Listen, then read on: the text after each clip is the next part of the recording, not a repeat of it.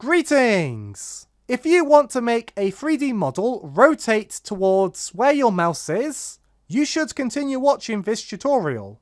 So, for this setup, we're going to need a couple of things. Firstly, we're going to need a plane or some kind of ground underneath the model that we want to rotate towards the mouse. And then what we want to do is we want to go to the layer of this ground object. In my case, I've got a plane. And I want to go to the layer and click on Add Layer. And then I want to add in a layer and call it Ground, or whatever you want. Then I want to go back to the ground object, or my plane, and then go to the layer and then assign it the ground layer I just made. This layer is going to be used when we do a raycast when we write our code.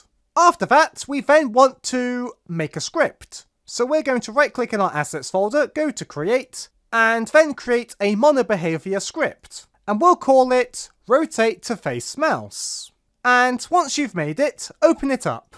And once you open it up, you can delete the start function because we won't be needing it. And then I want you to do public camera main camera and public layer mask ground layer. These can be serialized fields if you want them to be. But basically, the public camera main camera is going to reference the main camera, or whatever camera is going to be looking at the 3D model you want to rotate to face the mouse. And then we do public layer mask ground layer, and we're going to be using this to limit what the raycast can hit, to avoid the raycast ray hitting unintended objects like the player or UI colliders. So it just makes sure the raycast will work properly. Then inside our update function, we're going to do ray equals main camera dot ScreenPointToRay input.mouse position. So this is going to shoot a 3D ray from the camera through the mouse cursor into the world. It goes from the screen into 3D space. And a raycast in Unity is a way to shoot an invisible line, which we call a ray, from a specific point in a specific direction to detect if it hits any colliders in the scene.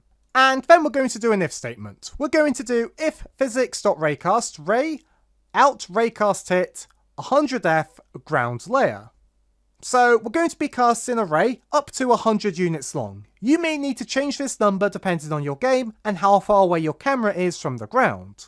And basically, if this ray hits a collider on a game object with the ground layer, it will store the info in hit and enter the if statement block.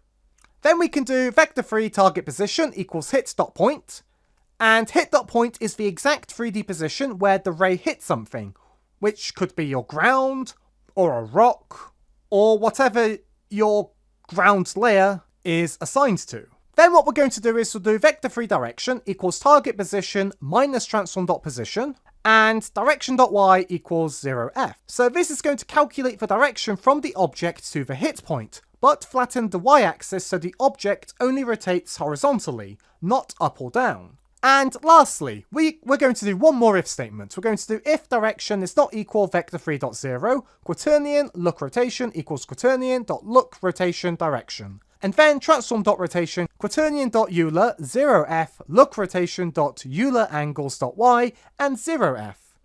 So here we're just going to create a rotation that faces the direction, and extract the y rotation from that, and apply that y rotation to the object using Quaternion.Euler, keeping the x and z at 0 so the object doesn't tilt.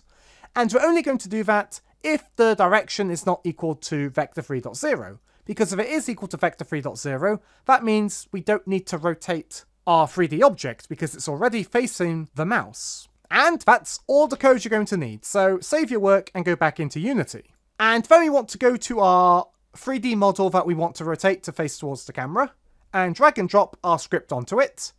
And then we're going to drag and drop a camera into the main camera, and for the ground layer, we're going to set it to be ground. And once we've assigned those two values onto our Pikachu, and we have our camera in the position that we want, we can then click play. And as you can see, I'm moving the mouse, and my Pikachu model is facing towards the mouse. And now what I'm going to do is I'm going to edit the position of the camera to show how cool this is. So I've got a different angle for the Pikachu, and as you can see, he still follows the mouse, even though it's at a weird angle. But if the position of the mouse is no longer on top of a ground layer object, as you can see, Pikachu won't update to face the mouse because the raycast isn't touching the ground layer. But as soon as we put the mouse back onto a ground layer, Pikachu will update for this. So if you're doing an angle like this, keep this in mind for what layers you want to use for rotating your 3D model. But anyways, thanks for being a great audience. Be sure to leave a like and a comment if you enjoyed, and subscribe for more tutorials. Thanks for watching.